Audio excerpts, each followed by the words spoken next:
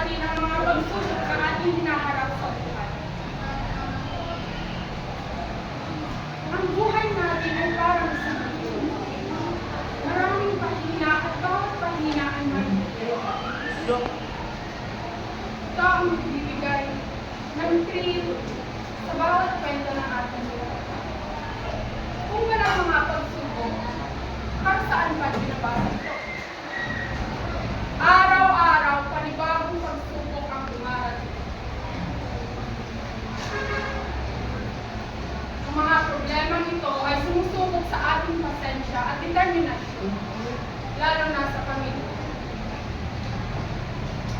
Ang mga hiwalay na magulang o kakulangan sa pera ay nagiging hadlang sa magandang buhay o pagtalakot ng pag-aaral.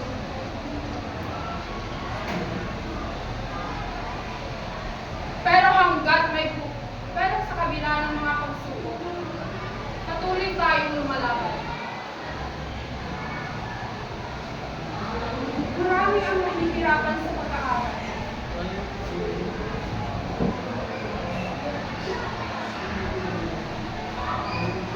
May mga susuko at may ilan pa na dadalan. Pero hanggang may buhay,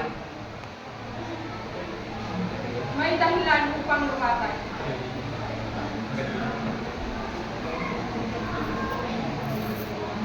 Salamatan natin ang bawat araw na pinipili natin huwag sumuko. Manalangin tayo. Manalangin tayo at tumilos ng may tapang.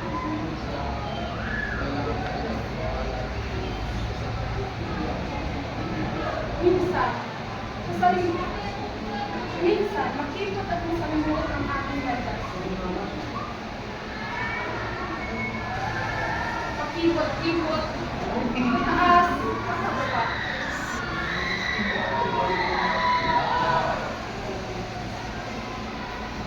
Pero ang mahalaga ay patuloy tayong lumukusan.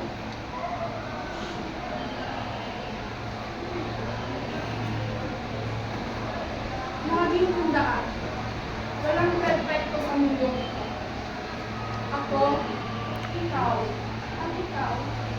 Lahat tayo ay may halaga, karapat-dapat, at sapat sa kung sino tayo.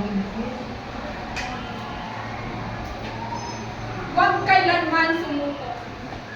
Kahit gaano kahirap ang mga pagsubok, labanan natin ito ng determinasyon at pagtsatsaga.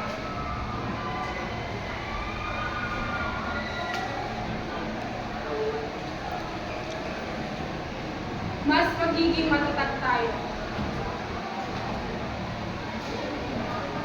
Isipin natin na ang mga problema nito ay hindi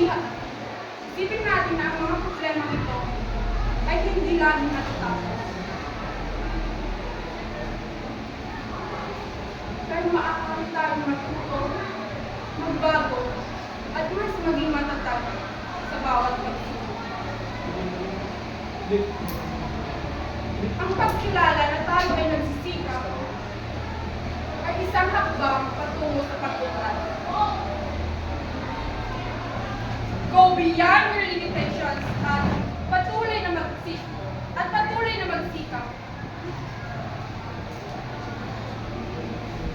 Nais ko ulitin ninyo ang aking sasabihin. Masigit ako kaysa sa mga pagsubok na ito. Ulitin natin. Masigit ako kaysa sa mga pagsubok na to. Masigit ako kaysa sa pagsubok na ito. Sabay na po. Kaya natin to. Kaya natin to. Pwede! Pwede!